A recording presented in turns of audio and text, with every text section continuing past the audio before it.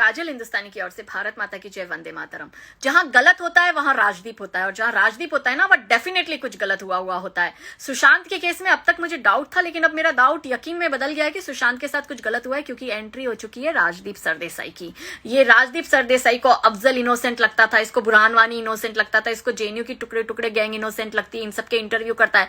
ये दिल्ली दंगों का मास्टरमाइंड ताहिर हुसैन का इंटरव्यू कर उसको इनोसेंट प्रूव करने की कोशिश करता है, और अब ये दिल्ली से पहुंच चुका है मुंबई रेहा को इनोसेंट प्रूव करने।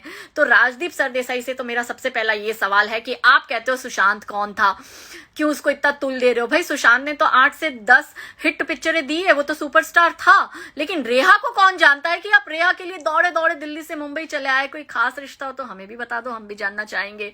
मुंबई पुलिस और बीएमसी से कहती हूँ कि भाई आप पटना से अधिकारी आता है सुशांत केस में जांच करने, आप उसको क्वारंटीन कर देते हो, लेकिन एक पत्रकार जो रेहा का इंटरव्यू लेना आता है आप उसको क्वारंटीन नहीं करते हो। राजदीप सरदेसाई से मेरा सवाल है कि आपने अब तक सुशांत की फैमिली का इंटरव्यू क्यों नहीं किया? आपने सुशांत के दोस्तों का इंटरव्यू क्यों नहीं किया? आपने अब तक, कंगना बहुत कुछ कहना चाहती है बॉलीवुड माफियाओं के लिए, आपने उसका इंटरव्यू क्यों नहीं लिया? और आप जिस तरह से रेहा का इंटरव्यू ले रहे थे ना, वो जैसे कोई रिश्ते की बात करने जाता है ना, एकदम गुड़ी गुड़ी, कैसे हो, कैसा महसूस कर रहे हो, आपकी पसंद आपकी नापसंद, ऐसा फील हो रहा था। आप मेंटल इलनेस जानबूझकर बार बार शब्द यूज कर रहे थे, रेहा को इनोसेंट बताने की कोशिश कर रहे थे, रेहा को विक्टिम दिखाने की कोशिश कर रहे थे, और कह रहे थे कि आपको नहीं लगता जस्टिस फॉर रेहा भी कैंपेनिंग होना चाहिए? रेहा कहीं आप तो सुसाइड नहीं कर लोगी? तो आपकी ये जो थियरी है ना विक्टिम कार्ड वाली, ये अब चलने वाली नहीं है। और मैं मोर ओवर इस मामले में ये कहती हूँ कि एम्स, सीबीआई, ईडी, एनसीबी सब झूठे, मुंबई पुलिस और रेहा सच्ची।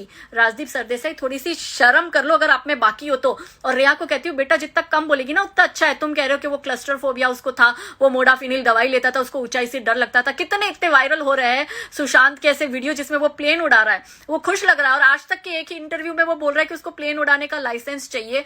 और डॉक्टर हरीश शेट्टी ने भी कह दिया उसने ऐसी कोई दवा प्रिस्क्राइब नहीं करी थी। तो आप खुद ही फंस रही हो रिया ऐसा सब गलत बातें बोलकर।